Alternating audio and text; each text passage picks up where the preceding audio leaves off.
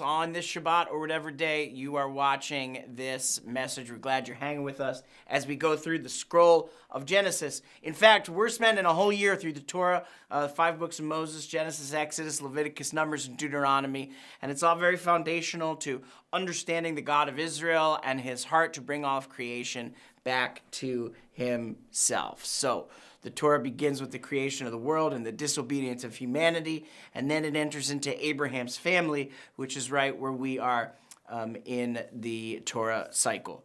The Abrahamic covenant begins with a blessing through the seed of Abraham and for the land of Canaan. We talked about it the last 2 weeks. Through the people in the land of our fathers, there then comes our responsibility for the Jewish people to be a blessing to the nations. And by the way, there's a free resource from the Bible Project called Classroom, and you can take full seminary level Bible courses for free, and they're amazing. And much of the information in my messages about Abraham specifically have been from a class, not surprisingly, called Abraham. If you are a Bible nerd and you want to dig deeper into the story of Abraham, then go to the Bible Project and look for Abraham in Classroom. It's really amazing.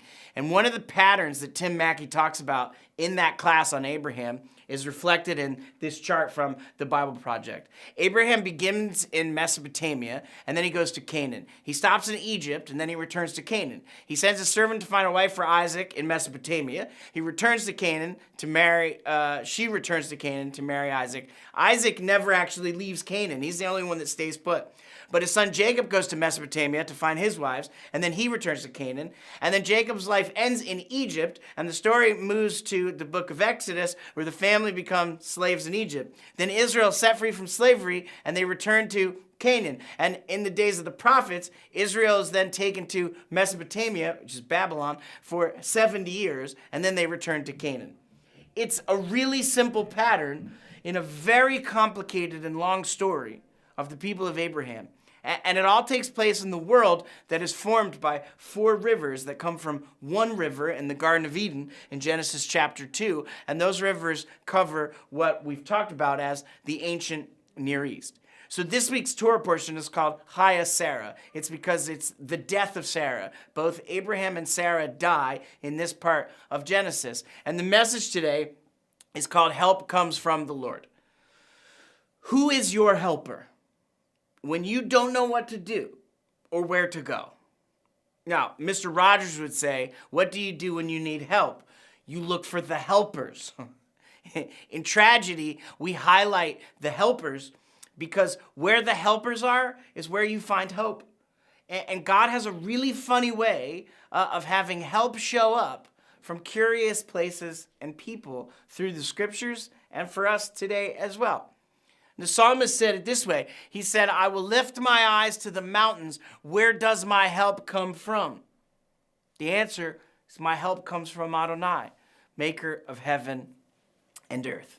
And in Hebrew, the word for help is ezer. It's the word helper. And you may remember that God saw in Genesis 2 and verse 20, he saw that for the man, he did not find a well-matched ezer, a well-matched helper for him. So Adam needed a helper. We talked about this in the first part of this series. A counterpart, the other half of the image of God. So here, Isaac needs an ezer. He needs a helper. He needs the other half of the image of God to have children with and continue to see the fulfillment of all that God promised his father, who will die soon at the end of this Torah portion. It's all about blessing in both seed and land. The land is purchased because Abraham buys a cave and buries Sarah there. And it's the only part of the promised land that Abraham owns in his lifetime. And he will soon be buried there as well. But the seed is the next step. What happens after Isaac? And that's where Abraham's servant comes into the story. It says in 24 and verse 1, now Abraham was old, advanced in years, and Adonai blessed Abraham and everything he did. And Avraham said to his servant, the oldest of his household, who managed everything that belonged to him. Now, this servant is not named here in this chapter, but historically, it's believed to be Eliezer of Damascus, Abraham's servant who's mentioned in Genesis 15. He's the one that everything would be left to if Abraham did not have a son. And Eliezer literally means, help comes from the Lord. God created Adam, right? Adam. He created humanity, man and woman. He made them together in the image of God. The one becomes two, and the two come back together as one. And Abraham and Sarah were barren, and God did the impossible and brought life from the dead and began blessing this one family. It's a blessing that carries through the descendants of Abraham, Isaac, and Jacob, all the way to the nations. And the one God uses to make it all happen is a man from Damascus named God is my helper. God is my Ezer. Help in the form of a man named God is my help. So, of course, Eliezer goes to find the right Ezer, the right helper for Isaac. And not from the Canaanites, but from the same family and place that God told Abraham to leave. Because God has a funny way of having help show up from curious places and people. So it says in verse 2 of chapter 24, then Abraham said to his servant, the oldest of his household, who managed everything that belonged to him, now put your hand under my thigh. It's like a pinky swear, just grosser. And it's intentional because Eliezer is promising. It's not just under his thigh, it's like in his thigh. And the reason is because Eliezer is promising to find the Isha, the woman who will provide a son for Isaac. And it's the one who will inherit the responsibility to represent the blessing of God to the nations. So the covenant that Eliezer is making with Abraham is to find this woman who will partner with Isaac as his helper, his Ezer, to create the seed of the promise of the next generation. So the covenant is very near where the seed is produced. And so Abraham continues to Eliezer. He says in verse 3, so that I may make you take an oath by the Lord, the God of heaven and the God of earth, that you will not take a Isha, a woman, for my son from among the daughters of the Canaanites among whom I am dwelling. The Hebrew word for woman is also translated as wife, but it's a woman. And Abraham has learned to trust in the God of heaven and the God of earth because he knows where his help comes from.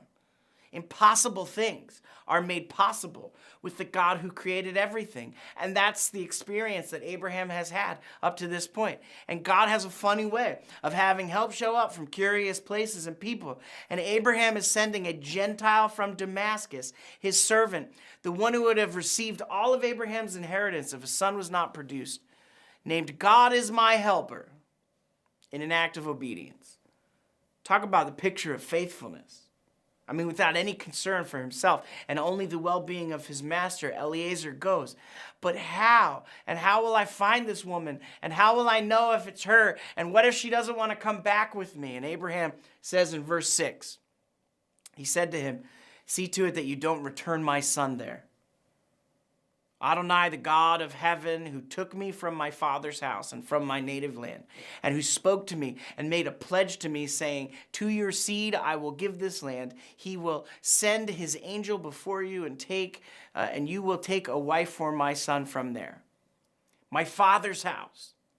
It's the place that God told Abraham to leave, the same family that God told Abraham to leave. He's saying to his servant, go back there. Don't take my son there, but you go back for him and find the Ezer, the right Ezer Isha, the right helper woman for my son, and bring her back. So Eliezer, God is my help, goes and he travels back to where Abraham came from. And in verse 10, it says, then the servant took 10 of his master's camels and left with all of the best of his master's things in his hand. And then he arose and went to Aram Naharim, to Nahor's city. Now, Aram Naharim is the land of two rivers. Two of the four rivers that make up the whole biblical world of Genesis. The two rivers are the Tigris and the Euphrates, which form what is called the Fertile Crescent, and what we know historically as Mesopotamia, which starts down in Ur of the Chaldees and goes up to modern-day Turkey. It covers Iraq and Syria and Turkey and Lebanon and Jordan and Israel, and even all the way down to Egypt, this Fertile Crescent that follows all of these rivers. And so the servant goes north to the Fertile Crescent, to the land of between the two rivers, the Tigris and the Euphrates. And he goes from Beersheba up to Nahor, which is right by the city of Haran, and Padan Aram, where Abraham's family is. And it's all connected to the importance of the seed and the land and the blessing of Abraham. His descendants will interact with the whole known world and develop the character of a people that is chosen for the responsibility to represent God's blessing to the Gentiles. So Eliezer, God is my help, he says this prayer in verse 12 of Genesis 24. Adonai, the God of Abraham my master, he said, please make something happen before me today and show chesed, loyalty, to Abraham my master. The phrase in Hebrew would really translate more like make something happen in front of my face today. Like make a happening. Make a happening happen. Even when we don't see the visible presence of God, the visible presence of God's supernatural ordering of events, it doesn't mean God is not doing anything. Eliezer is the first person, the very first person in the Bible to pray for discernment of God's will. Nahum Sarna says it this way. He says, one cannot fail to be impressed by the fact that it is this man who is the first person who it is expressly recorded in the Bible that he prayed for personal divine guidance at a critical moment of his life. We note that he did not ask for miraculous intervention. On the contrary, he prayed rather that his exercise of discretion might be in accordance with God's will. Because Eliezer learned from his master Abraham that help comes from the Lord. You know, it's the same word that's used in the book of Ruth. It says several times in the book of Ruth, things like, it happened by chance that she ended up in a field owned by Boaz. But it's not by chance.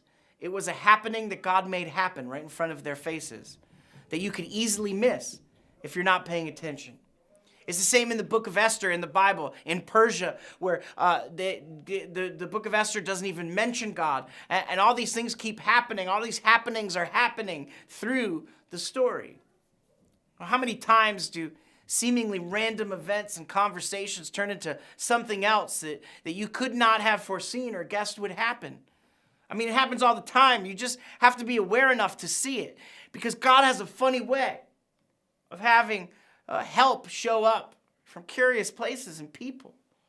Sarna said this. He said, although God does not intervene in a supernatural manner, the reader nevertheless is left with the absolute conviction that the guiding hand of providence is present from the first to the last. The narrative conveys the clear impression that the commonplace and the natural are the arena for the realization of God's unfolding plan of history. We, like Abraham and Eliezer, have to learn that help comes from the Lord. We experience God's providence all of the time. These like chance happenings that just happen. God's gracious provision of delivering help that we can't provide for ourselves. Only a happening will be able to make this come together. And in the mundane experiences of our day, God is making things happen all of the time and giving us opportunities to see him move. We often can't see them because we're not expecting them, or we're so focused on our circumstances that we can't see what God is doing. And what's amazing about Eliezer is he was open to God making something happen that he could see right in front of his face. And friends, we have to be open to God making something happen that we can see. Don't box God into what he must do, and at the same time be open to him doing something that can only be explained with, well, that had to be the Lord, because I don't know how else that would happen. This is the point of all the happens that happen next with Eliezer when he shows up in Mesopotamia, and the first woman he sees is a member of Abraham's family, the exact woman he's supposed to see. Literally right by the Euphrates River at a well. He finds exactly who he's looking for because God was faithful to do what he said. And Rivkah, or we say in English, Rebecca, is exactly the one Eliezer was looking for. So he freaks out, and it says the man bowed down and he worshipped Adonai, and he said, "Blessed be Adonai, the God of my master Avraham, who has not forsaken his loyalty and his truth towards my master. As for me, Adonai has guided me in the way to the house of my master's brother." Now, this word blessing in Hebrew is the word Baruch. And you see the word Baruch in Genesis chapter 12, the first part of Abraham's covenant. It occurs 5 times in that chapter. Here in Genesis 24, the word blessing, Baruch, occurs 7 times. But there's another word, and it's Rivkah's name. Rivkah's name means to join, but Rivkah's name is Baruch. It's all the same letters of Baruch mixed up in a different order. And so Rivkah means to join, but she joins the blessing to perpetuate the seed of promise. And Rivkah joins Isaac from the same family and the same place that Abraham came from in Mesopotamia, because God has a funny way of having help show up from curious places and people. And Rivkah, her name is the same letters as Baruch, mixed up in a different order, because the blessing is that she joins the mission. And of course, she has to tell her family. So what Rivkah does is very interesting, because it says, so she ran off, the young woman ran and told her mother's house these things. Now, usually in the scriptures, it says the father's house. It's a more typical term. Why does she run to her mother's house here? Well, there's only 3 other places in the Hebrew Bible, and this is the first, but 3 other places in the Hebrew Bible where it says mother's house instead of father's house. And they are all connected to love and marriage. In the Song of Songs, chapter 3, verse 4, and chapter 8 and verse 2, it refers to lovers finding privacy in the bedroom of the mother's house. Perhaps because in your mother's bedroom is where you were conceived. And the other is Ruth chapter 1 and verse 8, where Naomi tells Ruth and Orpah to return to their mother's house because their husbands are dead, so they can find another husband. And here, the first time, in Genesis 24, verse 28, where Rivkah runs to her mother's house to tell her family that a servant of their relative, Avraham, has arrived looking for a woman for his son. And all 4 occurrences of mother's house are in the context of love and marriage. Love and marriage, love and marriage. Okay, Rivkah seems to understand what Abraham and Eliezer understand, that help comes from the Lord. Now, Rivkah is the daughter of Bethuel, the son of Nahor, Abraham's brother. What a coincidence. No.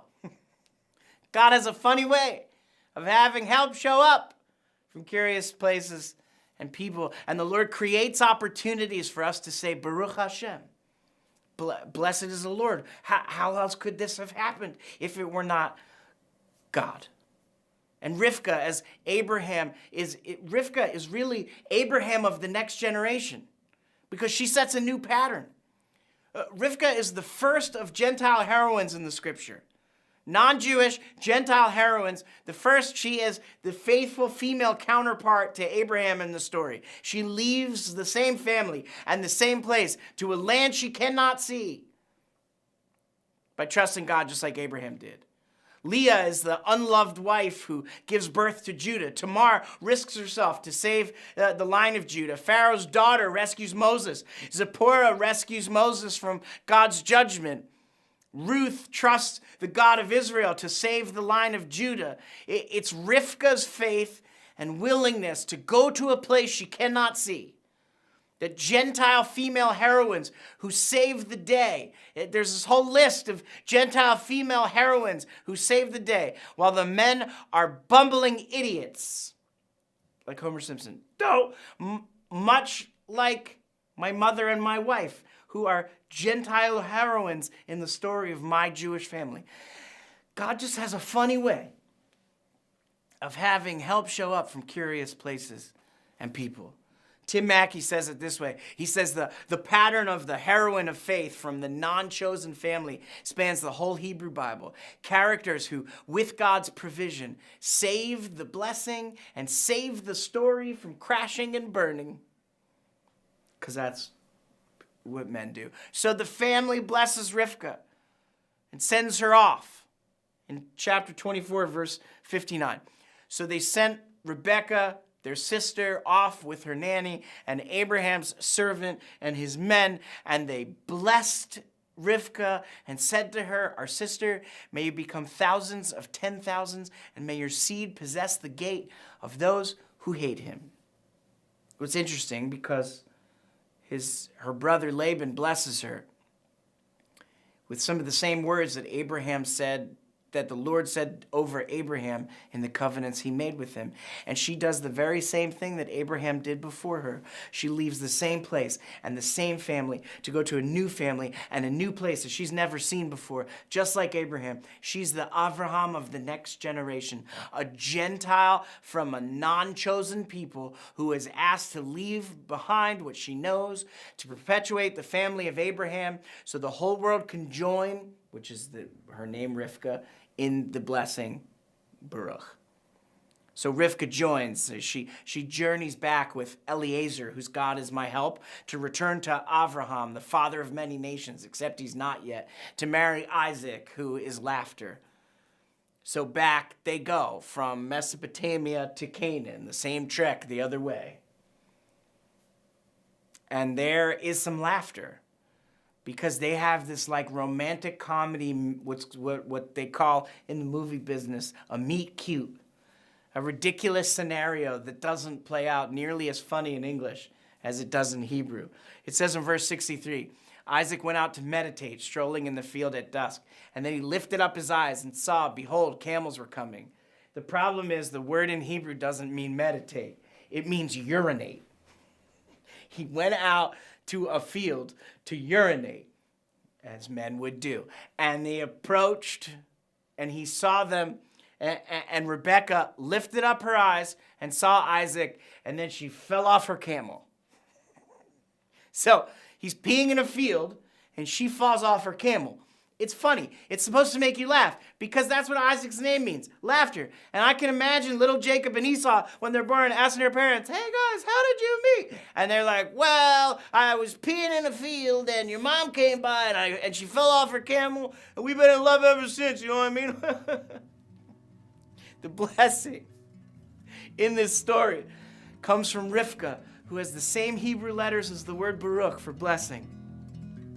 Because God has a funny way of having help show up from curious places and people. And she lives up to her name by joining the new family that God created through Abraham. Verse 67, it says, then Isaac brought her into the tent of Sarah, his mother.